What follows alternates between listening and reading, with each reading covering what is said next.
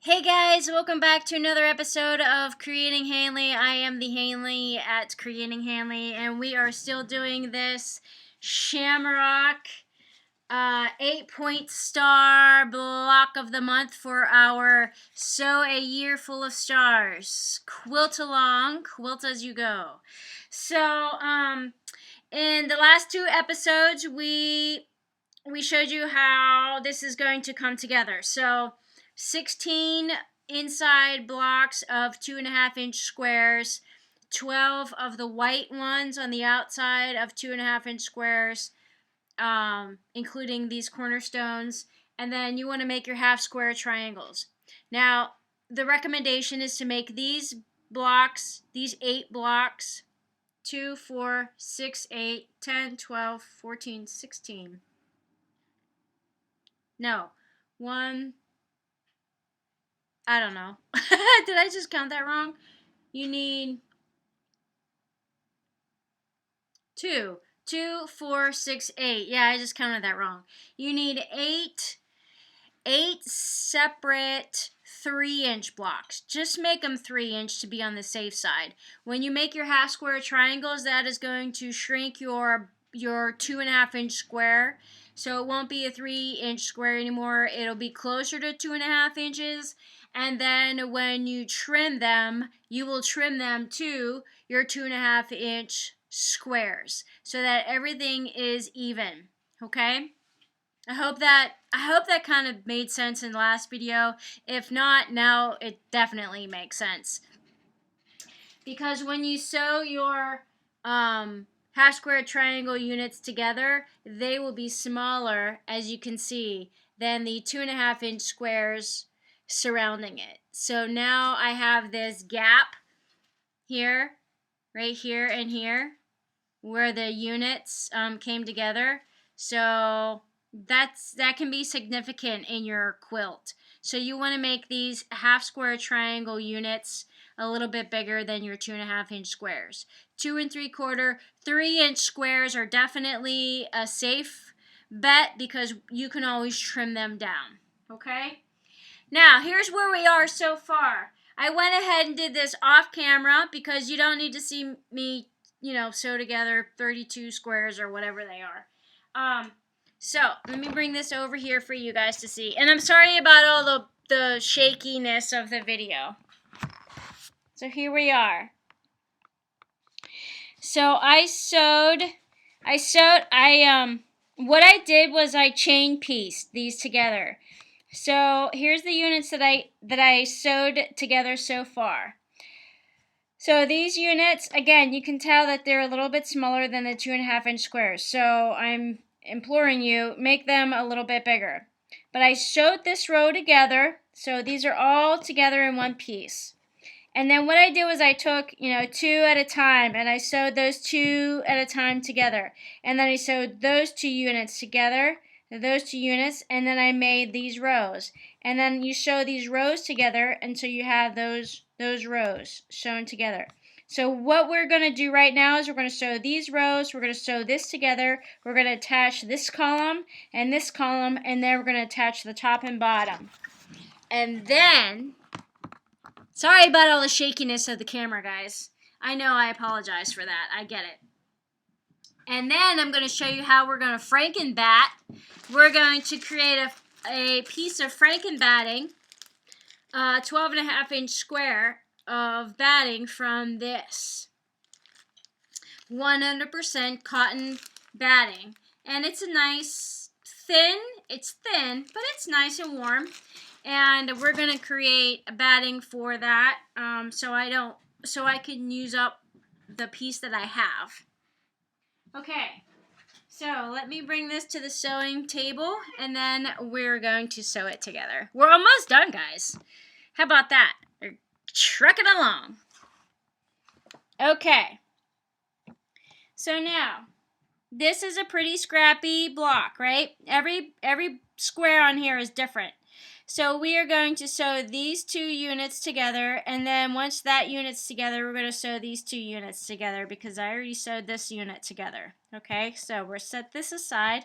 And then what you want to do is line up these squares. So if you ironed your seam allowances per row in opposite directions, it's going to be very easy to nest these seams. So you can see how these line right up together. See how perfect that is? You want to line that right up and nest them all the way across. Now if you want to throw in a pin, for example, if you line this edge up and you know this is perfect and ready to go and you don't want to lose that, make sure it's straight all the way down, then you just throw a pin in right there or wherever it makes sense for you. And then you line up this corner and then you line up this corner. Now I have to admit, my seam allowances on all these squares are not the same. I did scant 1/4 inch and it's different on everyone. I didn't really use a guide, so it's just kind of different. And you know what? That's okay for me because it's going to be wonky. Every piece of scrap fabric is completely different. Nothing really coordinates. It kind of matches, but it's not, not 100% perfect. So I'm okay if it gets a little scrappy. So for me, I'm just going to take this pin out, and you can use a leader if you want to start, and then just line up wherever you want your seam allowance to be. I'm actually making this one 1/4 inch, so sometimes you have to stop, make sure that the seam allowances on both sides go in the correct direction and they don't flip. They don't flip underneath. You want to make sure that lays flat. And then everything lines up and it matches. And then I come to the next one, and again, you could stop. You don't have to continuously go through. Just make sure everything lines up and works for you where you want it to be. And then again, you can chain piece. You could continue to run squares through. I, however, am going to stop right here.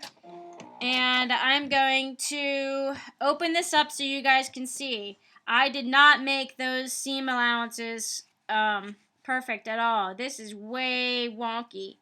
Way wonky, right? I even lined it up. Where did I lined it up great in the... I lined it up great right here, but when I sewed it, it moved a little bit. Okay? Now this one I took a little bit more time, and you can see those corners match up pretty nice. They're not absolutely perfect, but they match up pretty nice. So I did this one a little bit better than I did this one. Sometimes, I take a lot of time off camera.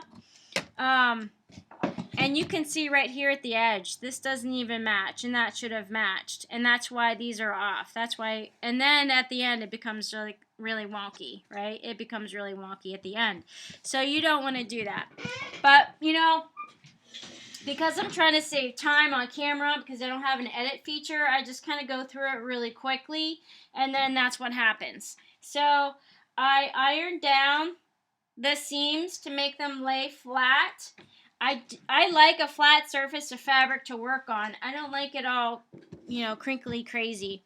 So then I in the beginning when I laid out my pattern, I put the black squares in a diagonal so I would remember which way that the fabric went and which way I should put my squares. So now I know exactly how to line these up, and these go this way. You can do yours however you want. I just did that little clue, that little hint for myself, so I would know how to sew the columns and rows together. Okay, so again, sew down this line. So if you can, square up these points so that they match. Now mine look pretty good right now, so we'll see what it comes out to be at the end here after I sew it together. And this is where it goes wonky. So again, make sure your seam allowances are pressed down and flat.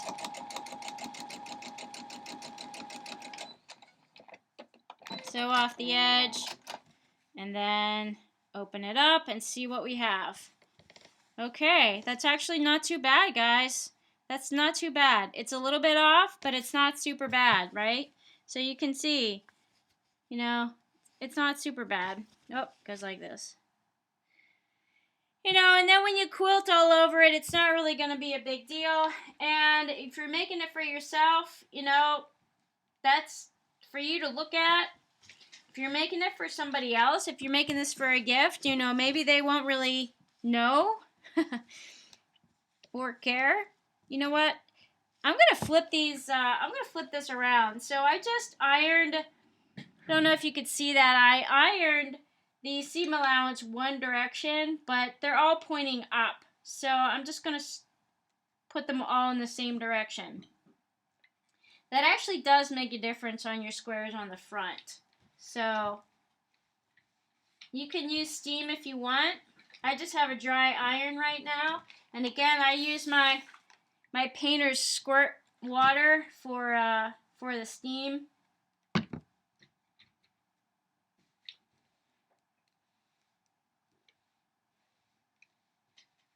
Okay, so now this makes your center block right here. You could square this up right now. In fact, I highly recommend it, especially if you have wonky squares like I do, like this one out to the side here, this one here. So this row shifted over this way, so now I need to, you know, square it up, and I highly recommend that. For this video, I am not going to do that because I just want to throw this together for you guys. So you're giving myself more room. So I made these points a little wonky. So in the previous video, I had both seashells together and both hearts together. So I did one with both hearts together, and then one with both seashells, and then two with half and half. So what we're going to do here is put this onto here, and then we're going to put the bottom point on the bottom, and then we will put the sides together, okay? So, again, square up your block before you do this point, before you do this row, so that everything is square. Especially if you made this unit a little bit smaller, you really do want to take the time to square up everything right now, okay? So, square it all up and then come back. And what I mean by squaring up, in case you're unsure, is you just take your, you know, your ruler, your square ruler, and then you would follow a line, or mine's upside down, follow a line in the center of your square, and then trim. With your rotary cutter, trim all the way around. And then once these two sides are trimmed, you turn it around. You put your ruler in place. So if you want to make, say, an 8.5 inch block, you would line it up on the 8.5 inch line and then trim. If there's anything to trim, you would trim that up. Okay? So that's what I mean by trimming your square. And then I'm gonna put, it doesn't really matter for me what, you know, which sides I do what on. Just gonna put this right here, and then sew your seam. Uh-oh, I'm getting a problem. So one of the things that happens with me is that I don't clean this machine every time I use it. So sometimes this happens. And that's because dust gets down in here, little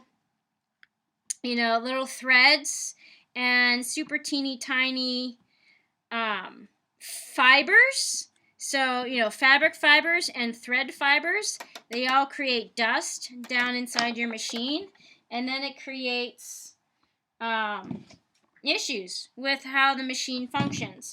So this one pulled out the thread, so I'm just going to rethread this top needle. And you guys have seen me do this several times if you're watching my videos. And that's because I don't clean the machine every time I use it, after every time. So dust and, particles get built up in there. So I really should actually, I've had it for a couple years now, this machine. I've had it since 2020. So it's due for maintenance, for like a professional maintenance cleaning. I do go in here, I take these plates off and I go in there and I clean it out. You want to try not to blow air in there. You want to lift it out. And I do have this little tool that came with the machine, and you just, sweep everything out of there, and that's helpful. But it really should get a professional cleaning. So that's just a little pro tip. Alright, now I'm going to use my leader. And I do this just to get everything flowing again, and it looks like everything's right. So I'm going to go back and redo my line here.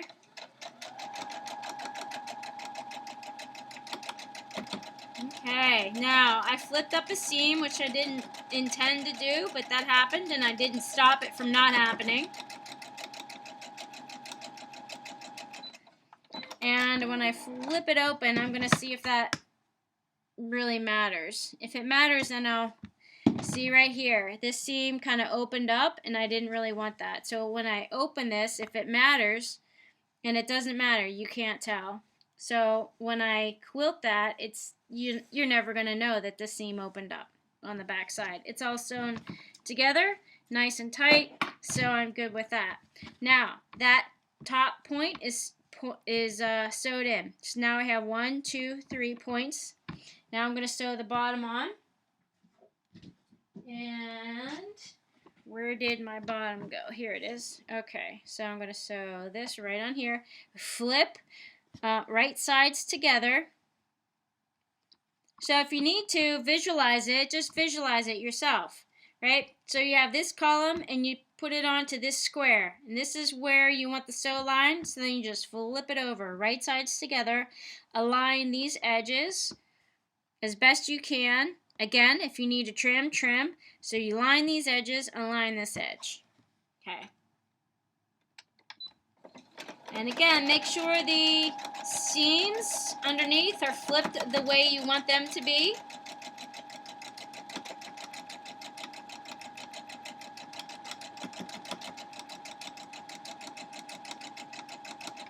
Okay. Nice. And then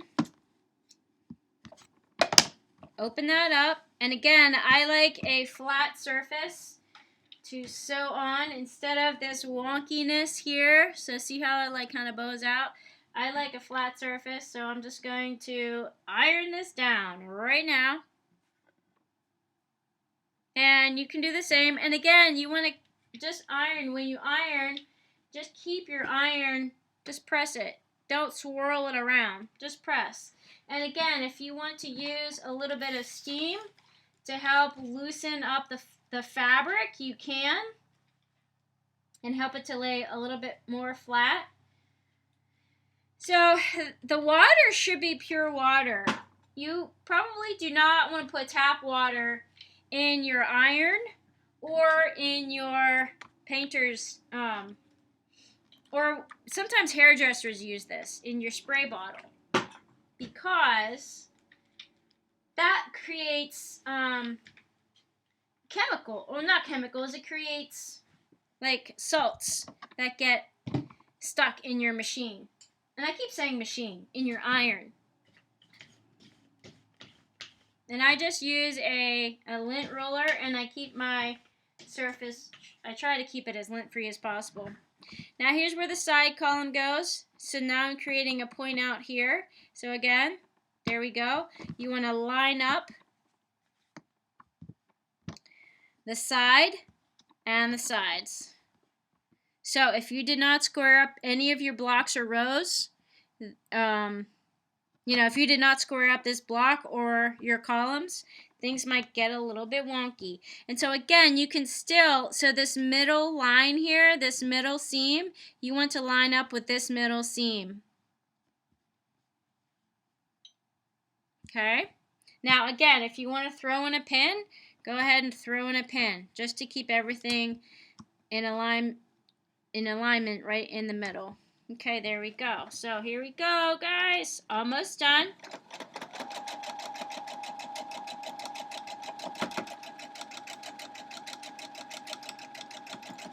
take out your pin. So you don't really want to sew over pins. I know we used to a long time ago, but sometimes the needle catches it and it breaks, and you don't want a pin or a needle flying back in your eye. And there we go. We open it up. Ooh, voila! And one more side. So we take our other point right here, put this on this edge, and again, line up this row, this middle line with this middle line. Line that up.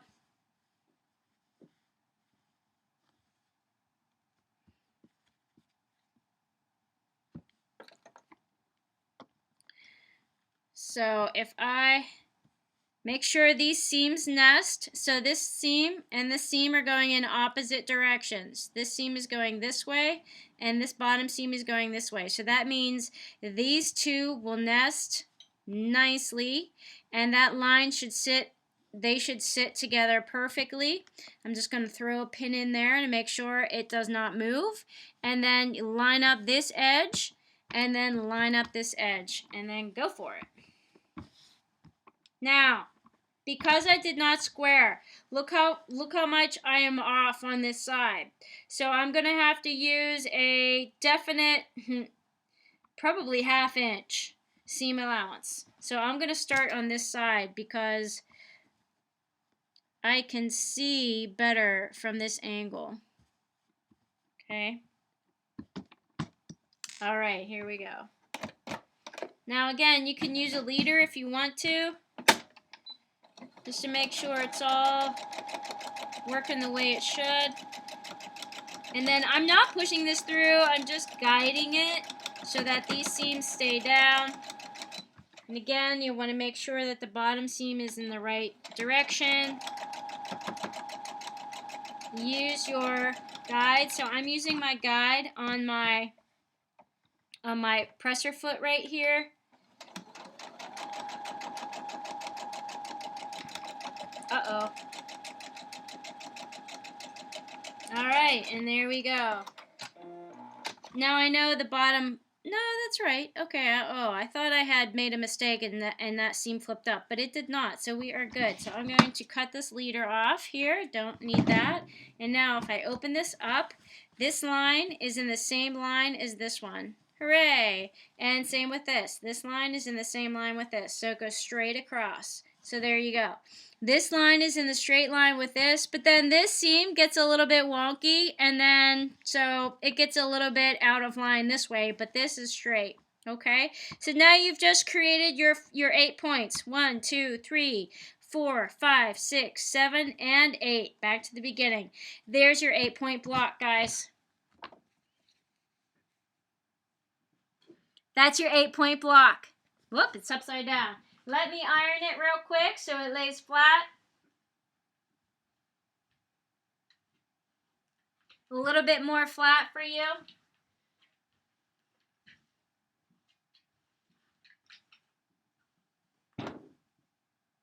And there's your 8-point block. That's pretty easy to do, right? I think it was. It just takes time lining up these corners right here. It just takes time lining up those corners, and it takes time lining up all those corners, all those squares, right? Because you can see this is pretty far off. This is definitely far off. Some of them are point on. All 4 corners meet perfectly. So you'll get that if you're not, if you're paying attention and your seam allowances are absolutely perfect and your cuttings are perfect, your 2.5 inch squares are perfect, you're going to get these, and take your time. But me, I kind of rush, and sometimes I don't cut. Well, the cutting was pretty good, but sometimes, is that my square, my chair squeaking? But sometimes the, oh, and here's also what I'm noticing. Yeah, and sometimes the seam allowances aren't perfect. But what I'm also noticing is, because I used a very light, half square triangle, they don't pop.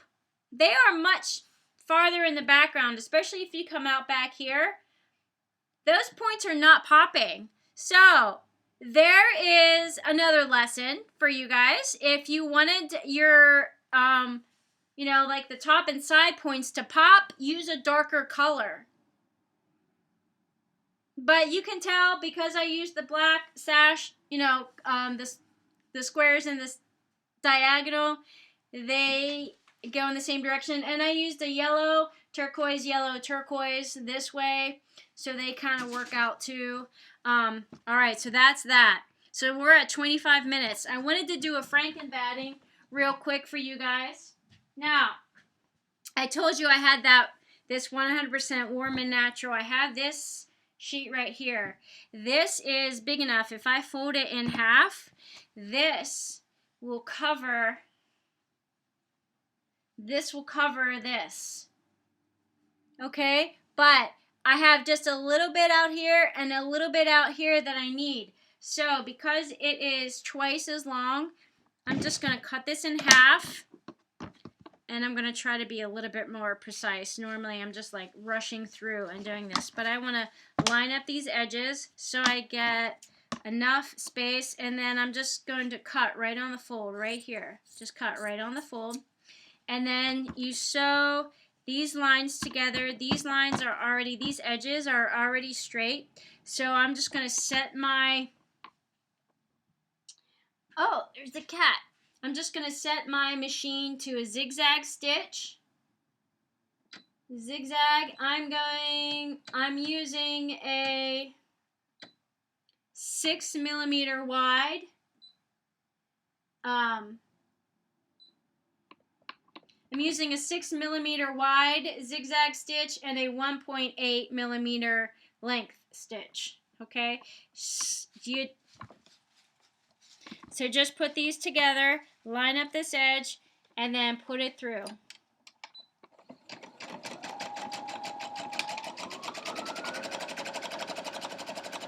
You do not need to overlap, just have them meet right in the middle. Just have those edges meet right in the middle. And you can see I'm just guiding it. I'm not forcing it through. The machine's doing all the work itself. Great, and then when you get to the end, now you have your FrankenBatting. You see that seam right in the center there?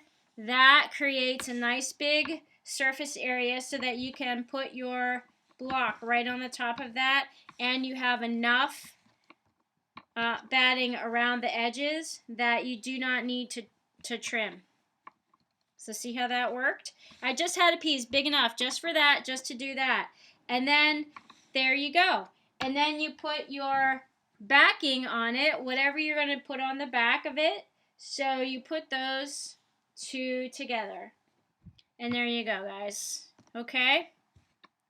So, I am actually going to use this one, Phil. I know this video is all crazy and wonky and wobbly, and I apologize about that. So I'm going to put this on the back of this. So let's just measure this real quick to see if it's the same size. And it is. It's the same size. Okay. So, now, it's a good idea to square this one up. It's a good, because see how this is all at the top here? It's all kind of wonky. It's a good idea to square this up. There's actually a little piece right here. I'm just going to re-sew this. Now, remember you have your zigzag in here. You have your zigzag. So, change it back to a regular straight stitch.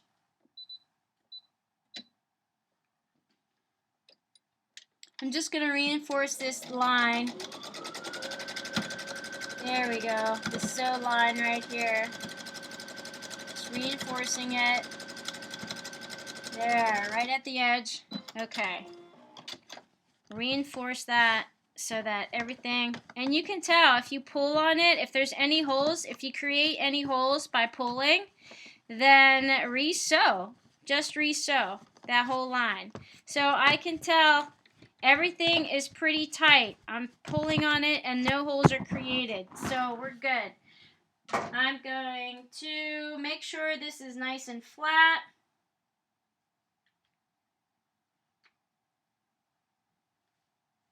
before I put it on the back, on the batting.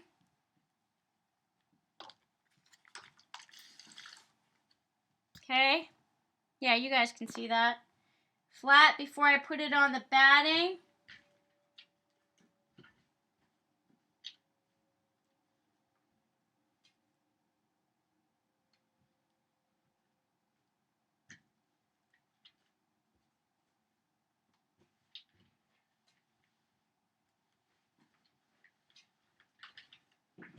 And then, do you want to see me square this up? It's a pretty tight workspace here, guys. So, if I take my 12.5-inch rule and I lay this on here,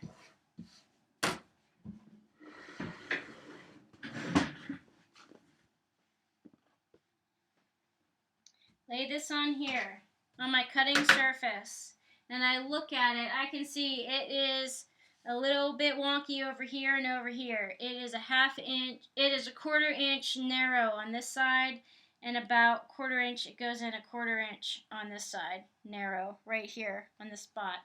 But I'm not going to worry about that too much.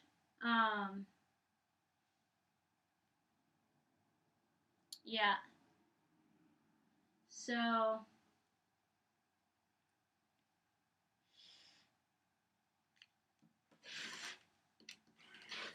just go along the edge. Oh. I think the ruler moved a little bit, so I made it even more wonky because I was at an odd angle. Now, if I really want to, I can add, and I probably should, add some sashing. So, this video is crazy. So I could just add some sashing right along here. Right along here. And to make that less wonky. Okay, let me just show you. See how wonky this line is? Super wonky. So, just for giggles, I am going to add sashing to that because that's just not going to be good. So if that happens, that's all you do. Just add some sashing and you'll create a kind of like a curb, a little safety zone. Now when you do that, you may lose your point right there in the center. But chances are you'd probably lose that point anyway.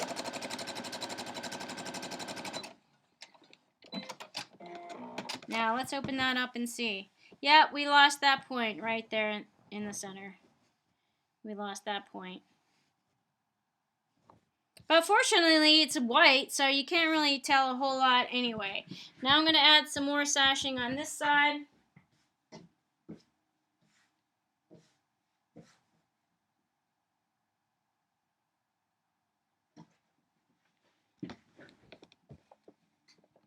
And y'all can do the same. Just for insurance.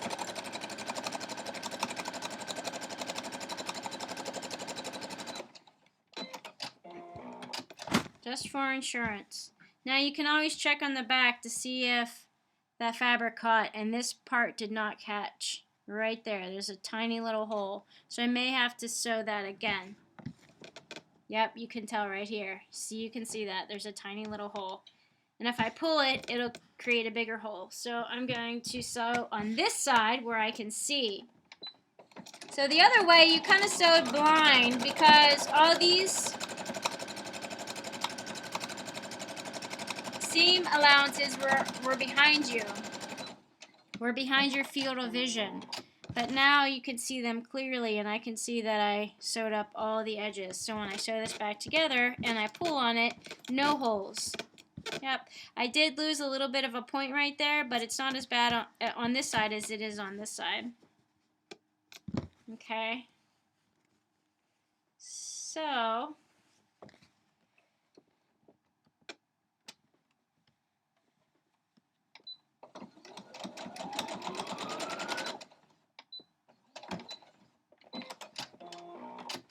just gonna do a little stitching there. Alright, there we go. Oh, that looks horrible now. Okay, guys.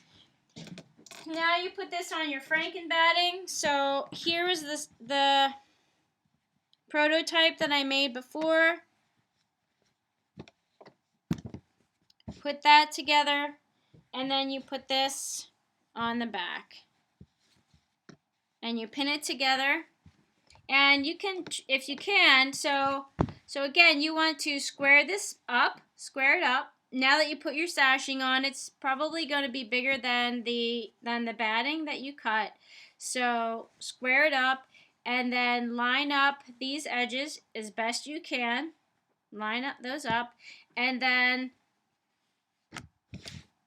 just sew for your quilt top. So however you want to do it, you could do cross, you can do, this way. You can make it a star, follow the outline, the 8-point, all the way around, and do it on the inside as well. You can do lines perpendicular and horizontal, whatever works for you. And then because this is pretty plain on the back, you'll get the pattern of the quilt on the top. So however that works, you could do swirlies, you could do, whatever pattern you want to do here. So guys, that is our block. So go ahead, quilt it up, do not trim. Add it to your block, your star block stack, which is getting bigger. What are we, like almost on 6 and we're only on month 3. So there you go. All right, thanks for playing along today, guys. I'll see you on the next block, which is another 8-point star that I previewed in a couple videos ago. So check that out. All right, guys, thanks for playing along today. We'll see you on the next video. Bye.